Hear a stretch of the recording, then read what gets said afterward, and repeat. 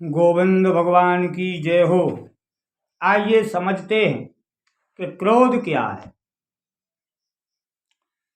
जहाँ दया वहाँ धर्म है, जहाँ लोभ तहाँ पाप, जहाँ क्रोध वहाँ काल है, जहाँ क्षमा तहाँ आप।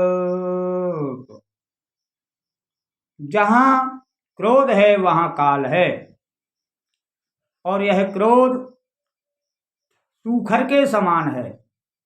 जैसे हरी भरी फसलों को सूखर उजाड़ देता है, इसी प्रकार से यह क्रोध मानव जीवन को उखाड़ देता है। पर इस क्रोध को किसने जीता, इस क्रोध को कैसे जीता जा सकता है, और इस क्रोध को सही दिशा कैसे दी जा सकती है, यह जानते हैं। तो धर्मराज युधिष्ठिर ने इस क्रोध को जीत लिया था और अजात शत्रु पद प्राप्त किया था। एक बार वनवास के समय में धर्मराज युधिष्ठिर के भ्राताओं ने और पांचाली ने मिलकर पूछा, हे ज्येष्ठ भ्राताश्री, तुम्हें कभी क्रोध नहीं आता?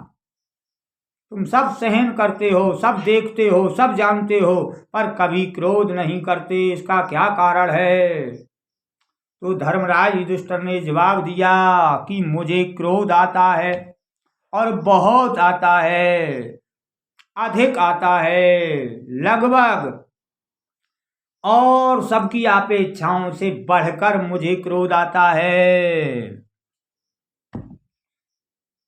तो उनके भ्राताओं ने पूछा कि मैंने तो कभी आपको क्रोध करते नहीं देखा किसी पर, और आप कह रहे हो कि अधिक क्रोध आता है, सबसे ज्यादा मात्रा में क्रोध आता है, तो मैं इस बात को कैसे जानूं?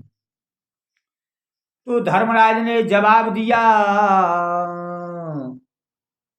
कहा, हे भ्राताओ, मुझे तुम पर क्रोध नहीं आता, मुझे किसी और पर भी क्रोध नहीं आता, मुझे दुशासन पर भी क्रोध नहीं आता, मुझे अनुज दुर्योधन पर भी क्रोध नहीं आता, मुझे किसी पर क्रोध नहीं आता। मुझे क्रोध आता है तो अपने आप पर ही आता है, और क्रोध पर ही क्रोध आता है, मुझे और किसी पर क्रोध नहीं आता।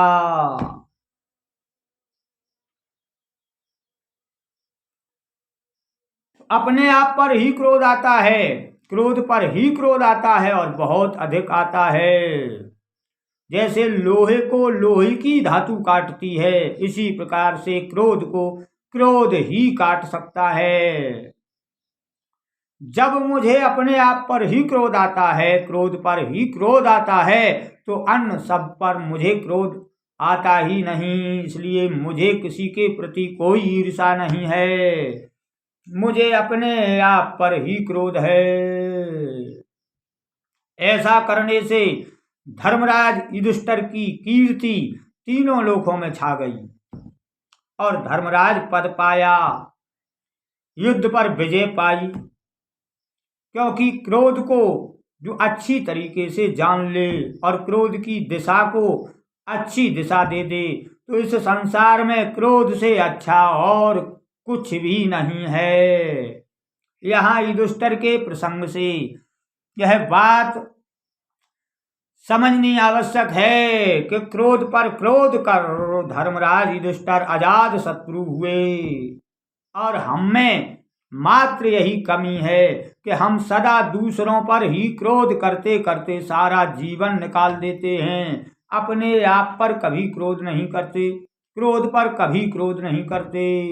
यही हमारी भूल है, जिसे धर्मराज ने सुधार लिया, अपने आप पर ही क्रोध किया। इतना क्रोध था धर्मराज के अंदर कि जब विराट नगर में राजा विराट ने उनके मस्तक पर पांसे मार दिए, तो पांचाली ने जल के कटोरे में वह खून ले लिया, क्योंकि पांचाली जानती थी यदि धर्मराज के क्रोध का लहू विराट नगर में गिर गया तो पूरा विराट नगर जल के भस्म हो जाएगा। इतना क्रोध भरा हुआ है धर्मराज में, पर किसी के प्रति नहीं, स्वयं अपने आप के प्रति, स्वयं क्रोध पर ही क्रोध छाया हुआ है।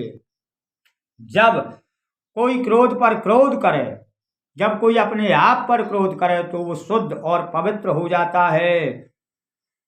उसके देह में धर्म की स्थापना हो जाती है, क्योंकि अन्य सबसे उसकी ईर्षा जाती रहती है।